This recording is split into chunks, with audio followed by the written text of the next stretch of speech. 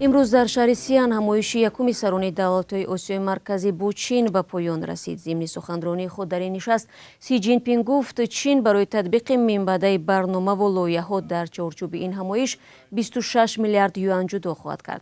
در حالی که سران 7 کشور پیشرفته صنعتی در ژاپن راههای پیشگیری از فشار اقتصادی چین را می‌جویند، پکین می‌گوید مرحله نو و گسترده رابطه‌هایش را با کشورهای آسیای مرکزی آغاز نموده است.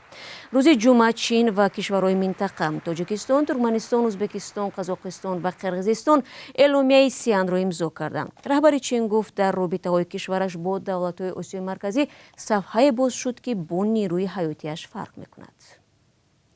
همکار ما کیومرث سیاتو همایش سیان را پیگیری می‌کرد و حالا با ما در استودیو است. درود کیومرث. خب در این نشست چه پیشرفت‌هایی شد که آن را دوره نوی چین و آسیای مرکزی می‌نامند؟ تشکر شهلا و سلام بیننده های گرامی. اصلا شعارهایی که در این همایش صدا دادن نو نیستند و سالها باز بین چین و کشورهای آسیای مرکزی گفته می شدند، ولی سازشنامه‌های نوی که امضا شدن سرمایه گذاری های چین را به ده میلیارد دلار می رسانند و واقعا هم بیانگر یک نوع فشار پولی یا همون فشار اقتصادی چین به کشورهای منطقه بوده می توانند.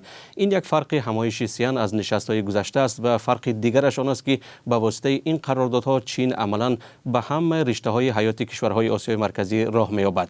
اما اساسی ترین و مهمترین نکته این تاکید به ثبات و امنیت در این منطقه است. اگر به شرطنامه های امضا شده نگریم شهلا می‌بینیم که امنیت و ثبات قریب در همه آنها ذکر شده است. خب اگر به اعلامیه سیان نگاه کنیم، بله به مبارزه با تروریسم، جدای خواهی، افراد، جنایت‌های سازمان یافته تاکید شده است. منظورتان از انگشت‌گذاری روی ثبات و امنیت همین است؟ نه شهلا، این طوری گفتم در همه اعلامیه و سندهای پیشینه بین این دولت‌ها جای داشت. اکنون چین میگوید که به تحکیم توان نیروهای انتظامی و دفاعی کشورهای آسیای مرکزی کمک خواهد کرد و هم دعوت نمود که همه یک جای به همه گونه دخالت از بیرون برای راه اندازی انقلاب‌های رنگه مبارزه کنند. یعنی میشود گفت که اکنون چین دعوا دارد که حامی این کشورها، انیقترش حامی رهبران و الیت‌های حاکم این کشورها خواهد بود.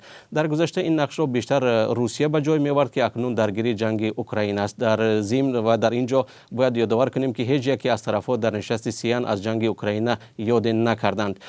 امنیت طوری گفتم تقریبا در همه قراردادها ذکر می شود. برای نمونه مشق‌های حربی ضد تروریستی چین و تاجیکستان بیشتر خواهند شد. با یاری چین در تاجیکستان یک مرکز تحلیلی داده‌ها یا که دیتا سنتر، یعنی جمع آوری و تحلیل معلومات و هم اینستیتوت تطبیق برنامه‌های یک کمربند و یک راه تأسیس خواهند یافت.